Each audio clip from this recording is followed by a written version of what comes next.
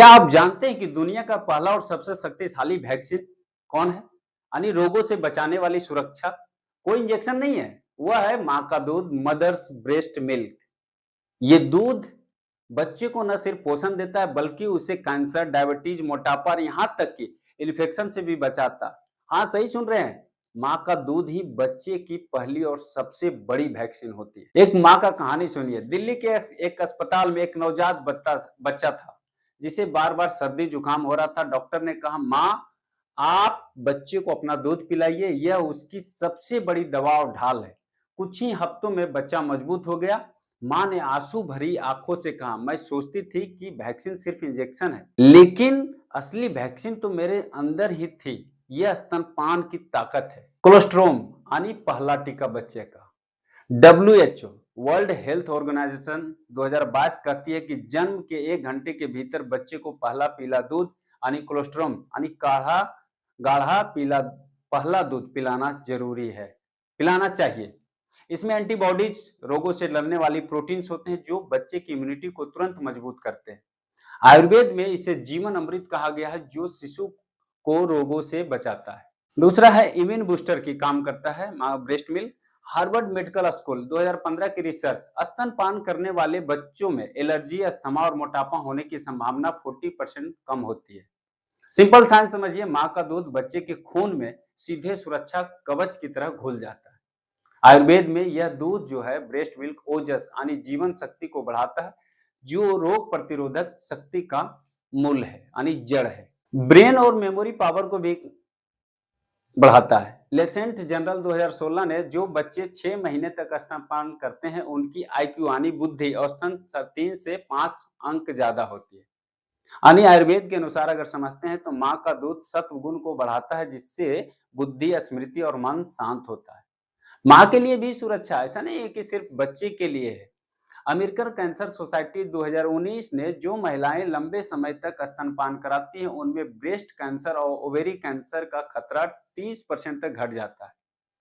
आयुर्वेदा में कहा गया है कि स्तनपान माँ के शरीर से दूषित रक्त और कफ को बाहर निकालता है, जिससे क्या महिला स्वस्थ रहती है। देखिए, सोशल और इमोशनल बॉन्ड भी है। यूनिवर्सिटी ऑफ कॉम्ब्रिज यानी 2017 में माँ का दूध बच्चे में ऑक्सीटोसिन लव हार्मोन बढ़ाता है, जिससे क्या होता है, माँ बेटे का रिश्ता गहरा होता है। आयुर्वेद में इसे मातृ प्रेम रस कहा गया है, जो बच्चे के मन में सुरक्षा और स्नेह भरता है। साथ में देखिए, मॉडर्न जो डिजीज है इससे भी सुरक्षा होता है।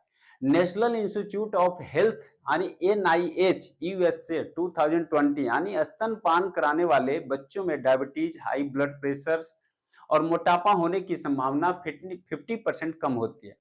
आयुर्वेदा के अनुसार यह दूध जो है ब्रेस्ट मिल्क त्रिदोष यानी पित्त, वात और कफ को संतुलित रख करता है, जिससे कि रोगों की संभावना घटती है।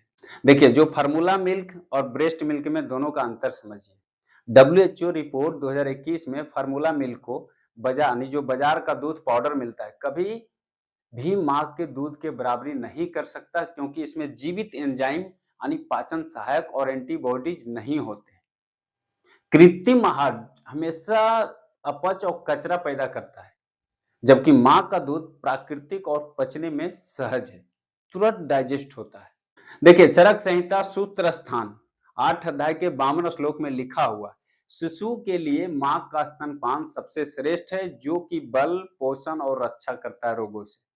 भागवत गीता अध्याय 3 श्लोक 14 में भी कहा गया है, आहार से ही प्राणियों का निर्माण होता है और नवजात के लिए पहला और सबसे शुद्ध आहार माँ का दूध है,